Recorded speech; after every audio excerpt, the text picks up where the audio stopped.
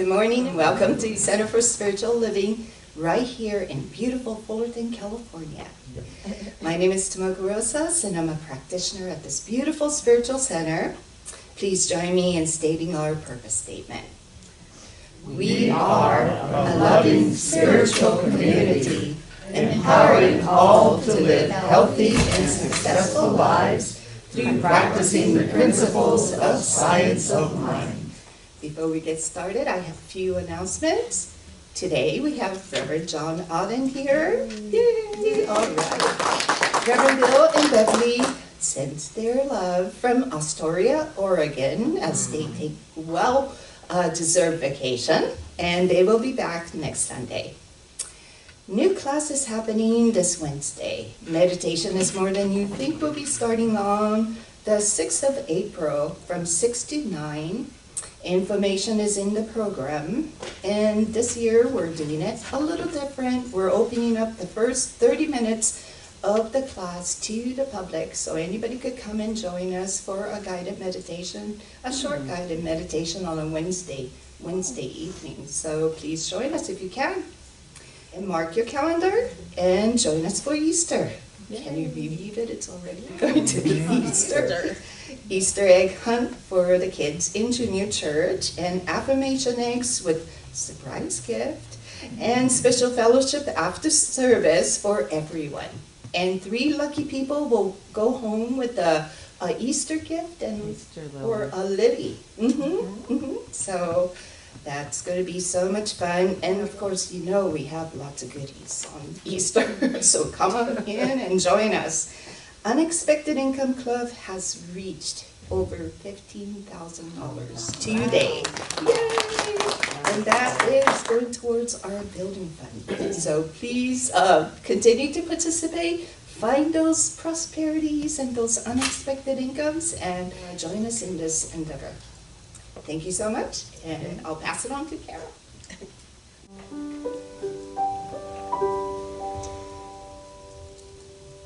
And I just invite everyone to join with me as we turn within to the center of our beings, and we unite our hearts and our minds, and we come together to celebrate love, the love for our church family, the love for all the people we recognize that are part of this church community. We recognize this oneness, this divinity that is within each one of us, and we are connected no matter where we are, here or at home. We are one in spirit, one in love, and one in life.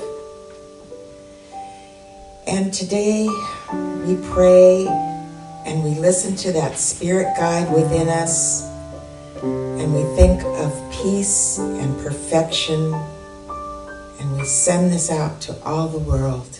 And we know that this service today is a blessing to us all, and we thank everyone who made it possible. And we bless our guest minister, Reverend John Odden, and we thank him for adding his special touch to our service. And we bless everyone here today and everyone at home.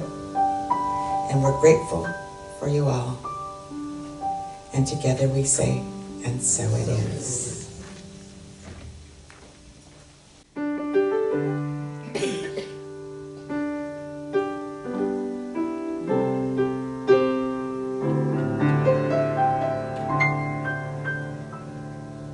I need to be still and let God love me. I need to be still and let God love me. When this old world starts to push and shove me, I need to be still and let God love me.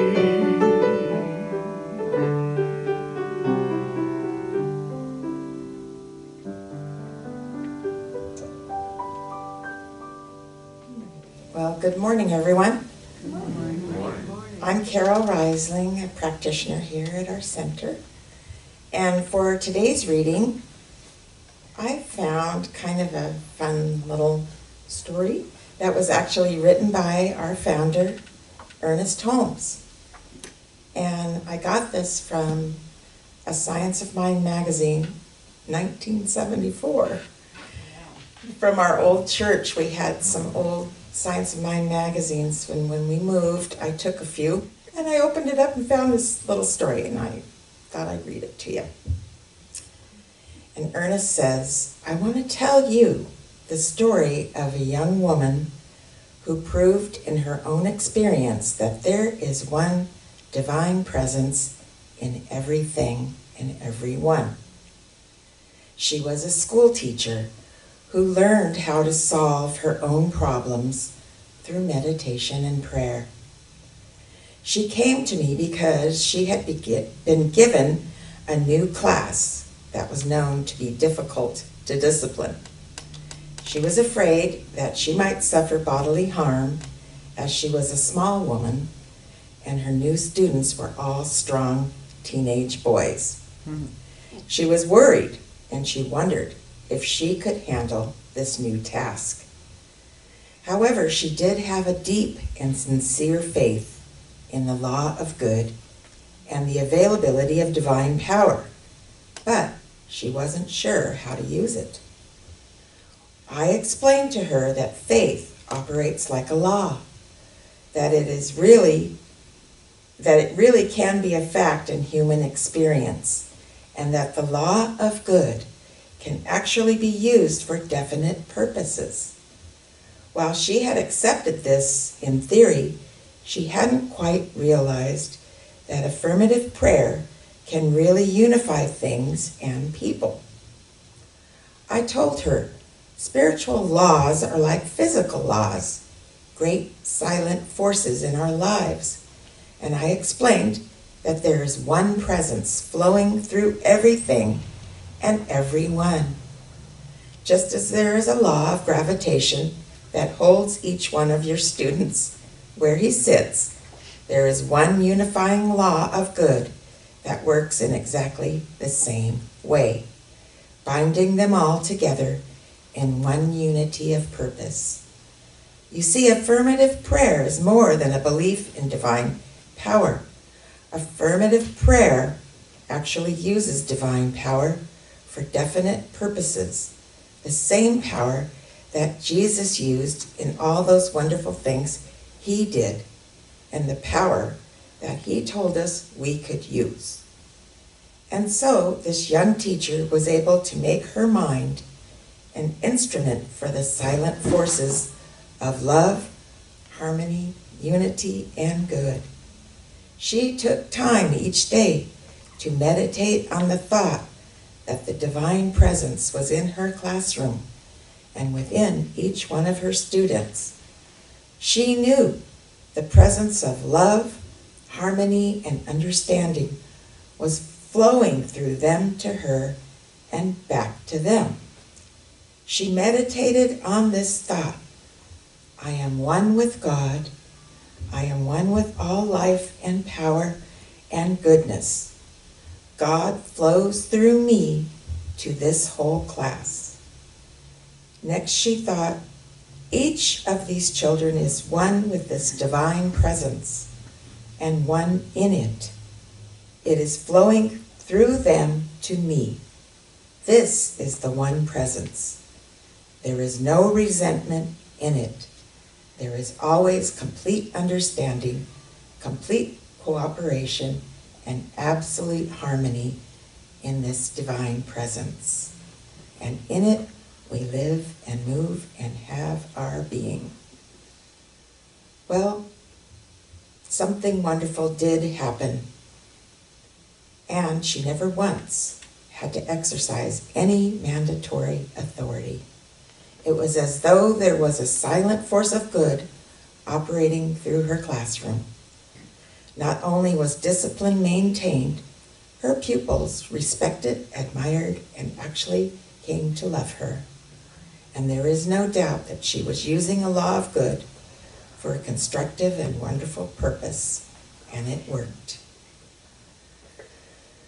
We should take time each day to identify ourselves with the divine presence, not just as a beautiful theory, but as a concrete fact, as something so definite and intimately associated with the self that each can say honestly, in simplicity, and with sincerity, I too am some part of this one life. I too live and move and have my being in God. And lo, the miracle of life and love will automatically transpire. And now please join me in prayer.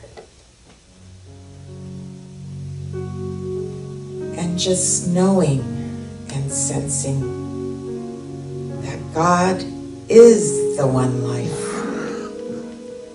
that life of goodness, that life of love, that one power, that one presence, and that one life moves through me and it moves through everyone.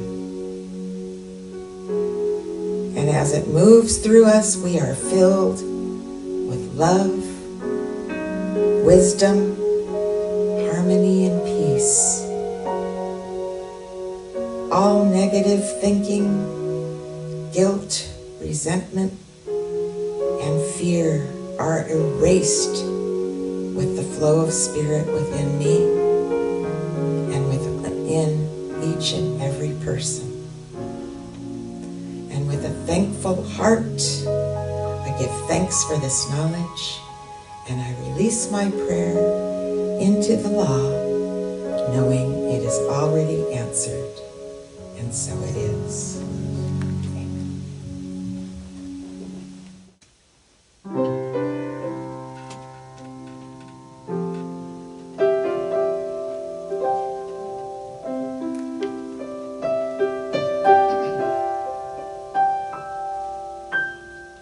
In this very room, there's quite enough love for all of us. And in this very room, there's quite enough joy for all of us. And there's quite enough hope and quite enough power to chase away any gloom. One spirit, one spirit,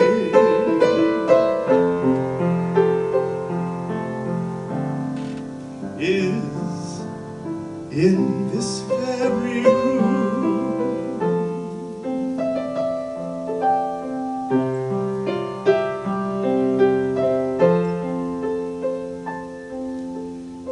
In this very room, there's quite enough love for all the world. And in this very room, there's quite enough joy for all the world. And there's quite enough hope and quite enough power to walk through every fear. One spirit, one spirit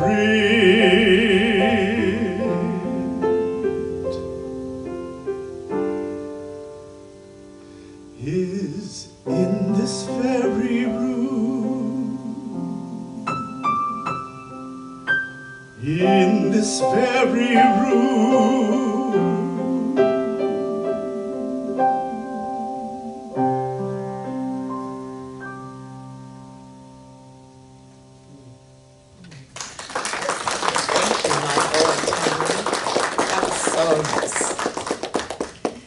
Well, today we have a guest speaker, Reverend John Odden. He's been here before, and we're so glad to have him back. He's a longtime CSL minister, and he supports the environment and helps the most underserved in our health sector. He's the spiritual director of Spiritual Care Everywhere, a CSL-affiliated focused ministry that is working to make prayer accessible alongside any and all health services. Under the theme of reconvening, he is working through a nonprofit he co-founded to spread reading to kids and other programs to help our world move on from the pandemic disruption.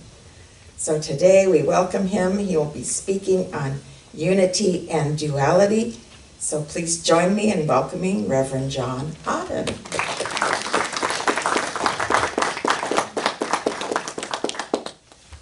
Good morning, Center for Spiritual Living, Fullerton. Good morning. It's just wonderful to be back. When Dr. Bill invites me, it's just puts a smile on my heart to come and be with such a loving and heartful group. And thank you, Carol, for the wonderful introduction, and Michael and Tommy for the music. Music can really, grab our heart and our soul and just lift us. And you've done that this morning. Thank you. Thank you. I would have to say that I started out early at 10:30 with the healing meditation that Carol provided. And after she was done, I was thinking, inspired, I could come up here and say, what practitioner Carol said, ditto. And so it is. Okay. But I do have a couple of different thoughts as we are at this season of the theme of some new beginnings. And I'll tell you that I got this invitation a while ago, so it surprised me that I came up with this title of Unity and Duality, which to me is not what I would expect to hear at a New Thought pulpit. I would tend to hear more unity and all the colors and approaches and principles and ways to practice and refine unity and our being together with the amazing power of spirit. That's what I might expect. But even back a while ago, before there were some of the current headlines, I thought I should say unity and duality. And then the headlines started coming, and it was like, wow, who knew that I would be thinking that maybe this kind of a little bit out there topic might be really appropriate. So let's see if I can share something worthwhile, and as always, I will be seeking to persuade you that there's even more within Science of Mind and the teachings of Ernest Holmes that's incredibly relevant, even in what's a tougher time, than what I perceived early this year, in January. How could that be? Just right now, if I think about what's blasting by on the headlines, and I don't feel like I'm consumed and magnetized by the headlines, but I take a peek once in a while. It's, to me, part of the useful practice of life. And there's also headlines like, hey, they're going to shut the freeway down for reconstruction, don't go that way. Headlines have a purpose in life, but headlines can also be a drag, or worse.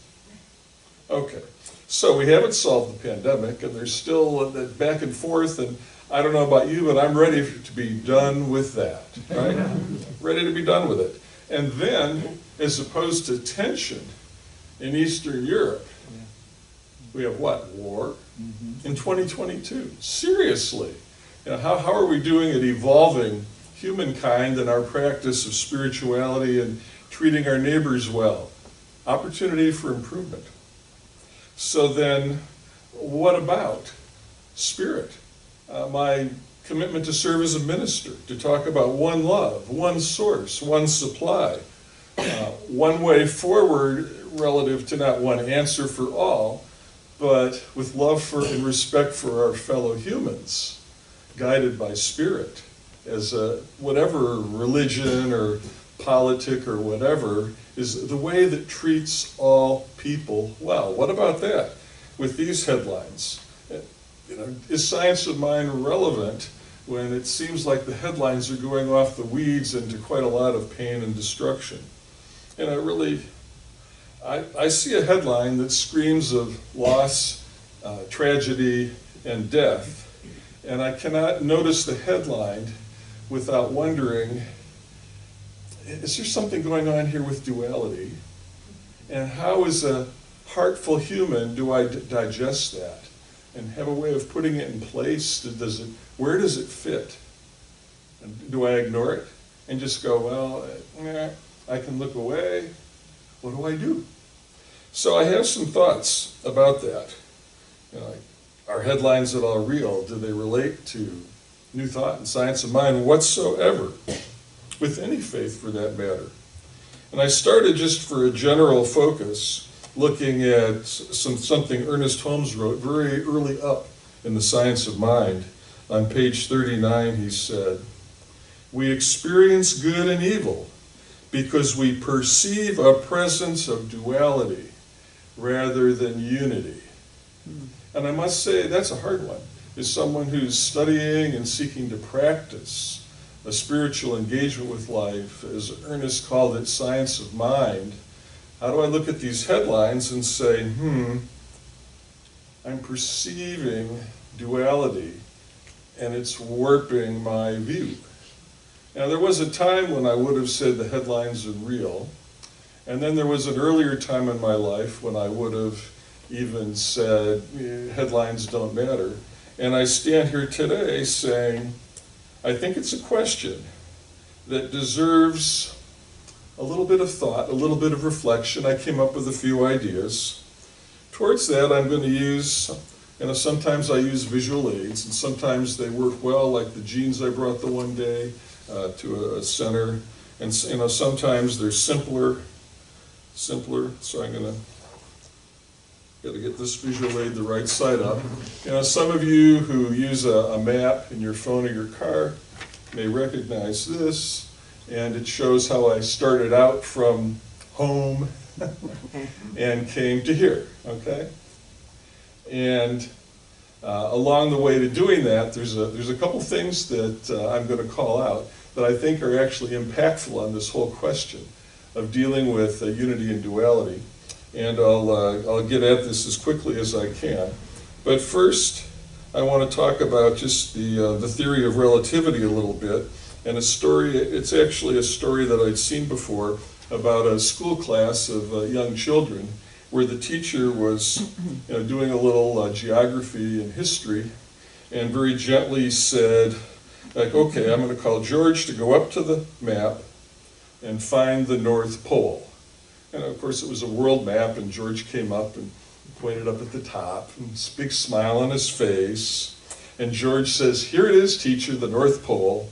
And then the teacher says, "Correct, class. Okay, now who discovered the North Pole?" And she was hoping somebody might remember the expedition from Perry that they read about in the textbook and something like that. And the class immediately came back, "George discovered the North Pole." But in some way there is also some relativity about that, because if you think about this little map for a moment, you need something else to use a map. If I just had this map and I walked out my front door, especially when it's cloudy, if I didn't have good landmarks, what would I need? Like, I might need to know which way is north. But how do we detect north, right? Just give that a pause. If my instrument for finding north was this, what would I do? North, north, north, north. How much good would that be? I would take this map and this kind of an instrument for finding north. It's kind of all it says is north, right? And I could have wound up swimming ashore at Avalon Harbor in Catalina Island.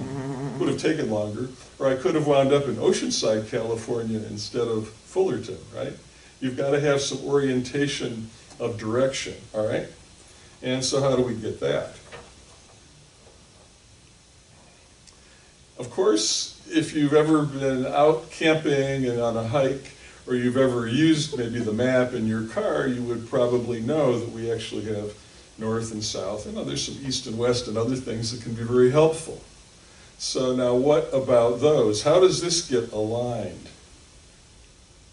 Well, magnetic or Some of the electronic ones, like the ones airplanes use, have some systems in it where they get actually the North Pole and the South Pole, because it turns out that if you follow the magnetic way to north, it's not quite straight and direct, and there could be airplanes in different places. So they have an electronic system, but they've got the north, they've got the south. I think we all know about that and how it works pretty well with this kind of map. That's pretty simple. So now, my proposition, if what we crave is a life with more unity, and all we do is just go, well, I'm just hunting for unity, I'm hunting for unity, it may work somewhat similar to hunting for north, with a little thing that just says, wherever you look, it's north.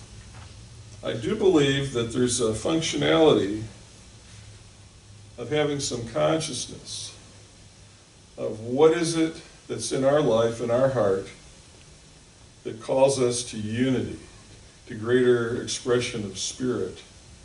And what is it that's this duality garbage that people do fall into? It happens. It leaks out on the headlines.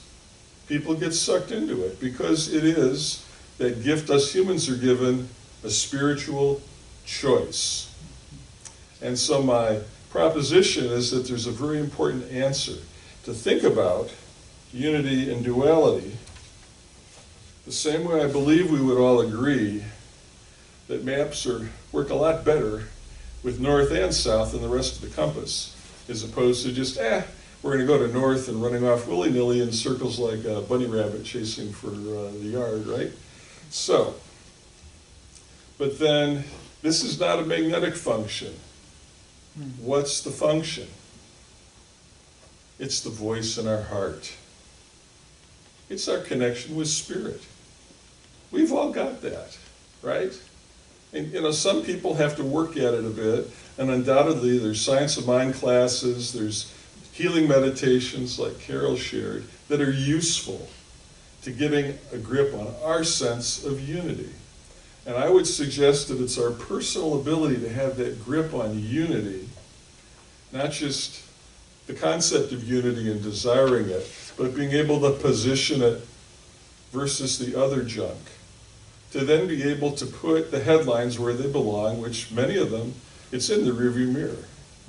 Get thee behind me, if you will. So what is the importance of this, and how about some ancient wisdom? Here's a call for that Jesus gave, praying for believers in the Bible in John chapter 17. Just before he was judged, sentenced, and put on the cross through the judgment that precedes the Easter holiday that's coming up. So what does Jesus pray? Just pray with me. Father, just as you are in me and I am in you, may they also be in us, that the world may believe that you have sent me. I have given them the glory that you gave me, that they might be one as we are one. I and them and you and me, so that they might be brought to complete unity. Then the world will know that you have sent me and have loved them even as you have loved me. So, how does Jesus pray? God, please, less duality for once. And that wasn't what it was. Or how about, God, please, a little more unity? Nope. What was it? May we know complete unity.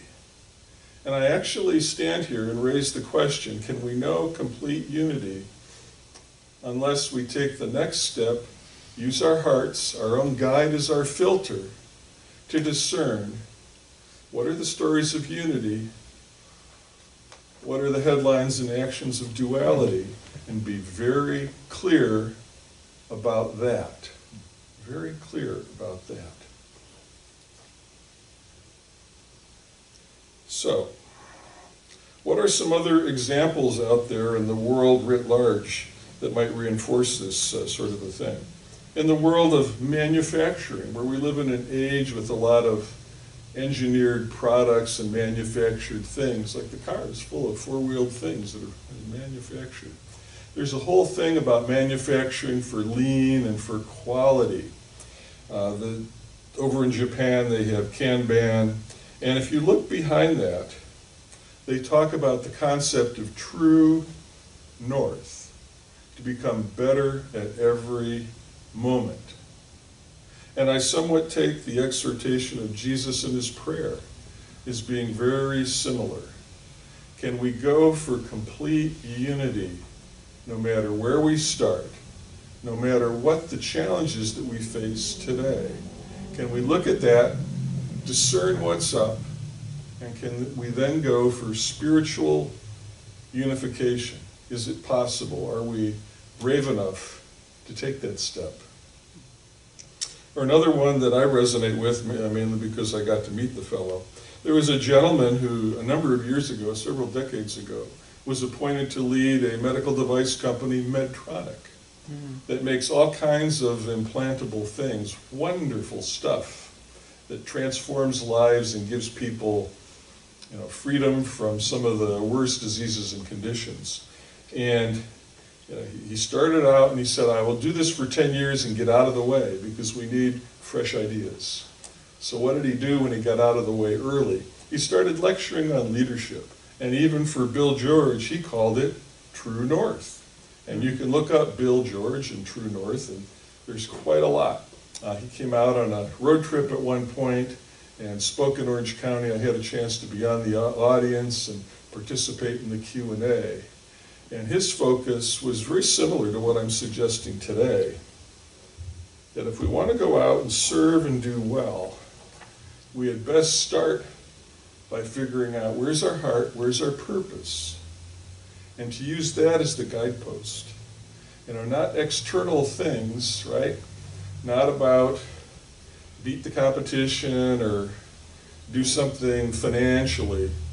His view was the world will respond with customers and resources if we can figure out what we're going to provide, how we're going to do it really, really well, and we set ourselves about it in a very serious way.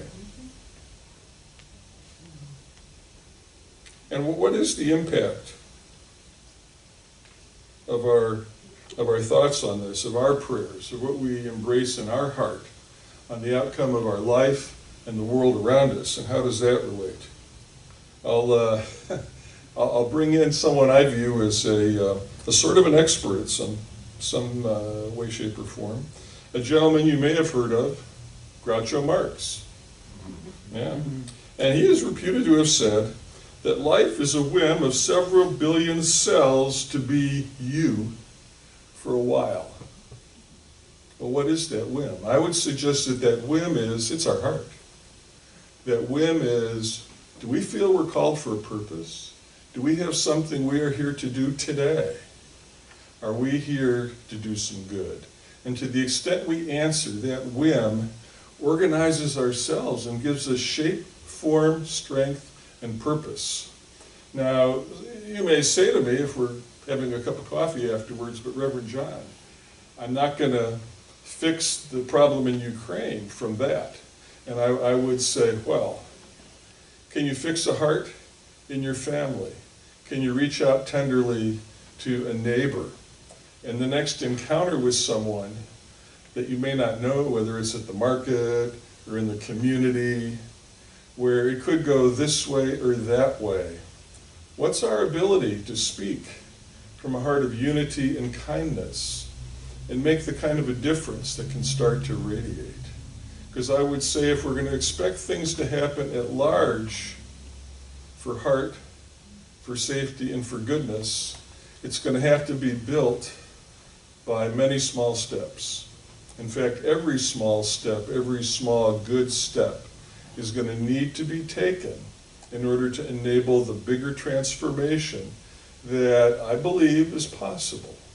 I believe that people show up at Center for Spiritual Living Fullerton on a Sunday out of a sense that that transformation for this life that we share is possible.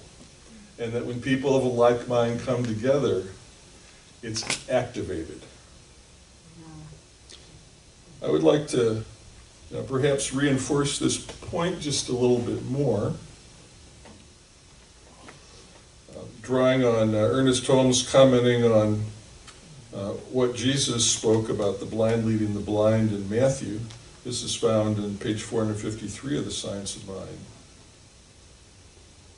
If the blind lead the blind, both shall fall into the ditch. We must be careful what kind of thought we are following. We are to be on guard against accepting that which is not true. The truth is simple, direct, and always self-evident. False ideas make bad matters worse. Chief among these errors, and the father to a greater part of the others, is a belief in duality. The belief in duality supposes that evil is equal to good, that a suppositional devil divides with good the kingdom of truth. Such things cannot be. Remember the teachings of Moses, he takes us way back, that God is one. If, on the other hand, we accept that evil has a power equal to good, then we must fall into the ditch of our own confusion. So, where would you like to go when you walk out that door? Into the ditch or onward and upward? And to what extent does what Ernest, even in his day, was trying to give us about being aware of the temptation of believing in duality pave the way to get into the ditch? And to the extent we believe that human beings are created as spiritual beings in this human life with choice, what do we believe about the impact of our choice? I meet too many people who say, I have no influence, I have no effective choice. And yet the headlines come by and they will immerse themselves into agony. Now, do I speak for ignoring the headlines? No. I speak for putting the headlines in the rearview mirror to clarify the importance, the urgency, and the timeliness of holding a heart and a spiritual practice for unity. And so, who do you do this with? How do you go out and practice, this unity and this life of kindness? I would, and I have my own couple of special guests today. My lovely wife, Joan, who's my partner and supporter in all that I do. She's sitting quietly there in the row in the back. Next to my other special guest, my mother-in-law, Delphine, who will answer to Del or Mom. And I really love adult education. I think that there's a lot of it that goes on in the Center for Spiritual Living, and it's something I really like. And I tell you that Del has completed some adult education. She's only in the third week of her new right knee, and she already got an A+ in the first class at mastering the use of it. And so here she is, like skipping classes and moving forward so fast. And obviously, I've got my own new left knee from a few years ago. There's things we do in life as adults that enable us or impose on us the opportunity for some education. And to me, what I finally started to consider was that these horrific headlines are another kind of a class. They're a kind of a class that calls me to task, to think harder about, do I just want to cross my fingers for unity, or do I want to actively put the world in its proper place and have an understanding of why the study and the practice of unity and prayer is so important and necessary now more than ever. And so with that, I'm going to just suggest that we join together in this quick closing prayer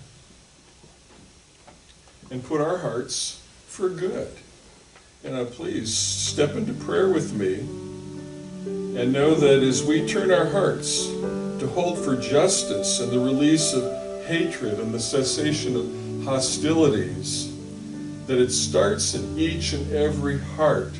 It starts right here, right now, as each and every one steps up in courage and bravery and says, I know it. That call in me, that spark from this morning and from many mornings ago, was the spark of spirit to stand up for good, for integrity, for respect, for a helping hand. And now I open my heart, we can all open our hearts and hold for love and peace and a safer way, that it may emerge in the midst of chaos, that we may see peace, health, and safety on the windshield of life, and push all the terror and destruction into the rearview mirror is the stuff that we no longer embrace and no longer wish to do. We stand for peace. It starts in our hearts, each and every one. It spreads to every person we meet, and it makes a real difference.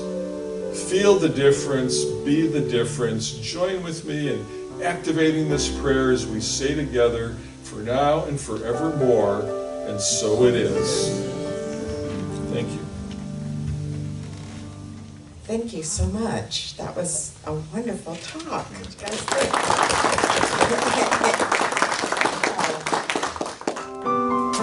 I live in a universe of abundance. As I freely and joyfully live, I join in the divine flow. All that I share with life returns to me multiplied abundantly. And so it is. We bless these tithes and these offerings. We know that they come from a grateful heart and that they will go forward and bless this center, bless this community, and bless the world. And so it is.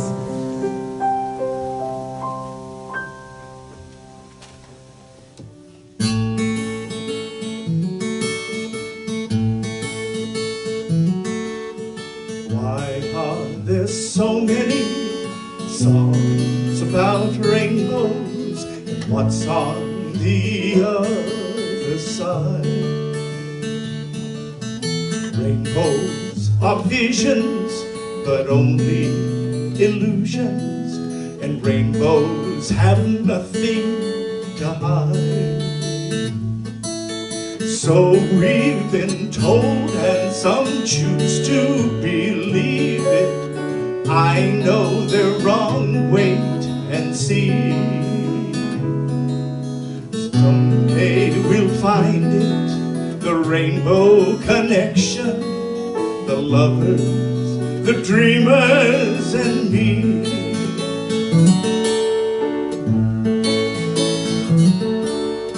Who said that every wish would be heard and answered when wished on the morning star? Somebody thought of that and someone believed it. Look what it's done so far. What's so amazing that keeps us stargazing, and what do we think we might see? Someday we'll find it, the rainbow connection, the lovers, the dreamers, and me. All of us under its spell, we know that it's probably magic. Have you been half asleep, and have you heard voices? I've heard them calling my name. a sweet sound that calls the young sailor. The voice might be one and the same. I've heard it too many times to ignore it. It's something that I'm supposed to be. Someday we'll find it, the rainbow connection, the lovers, the dreamers, and me. La da da dee da da dee da da da da dee dee da doo.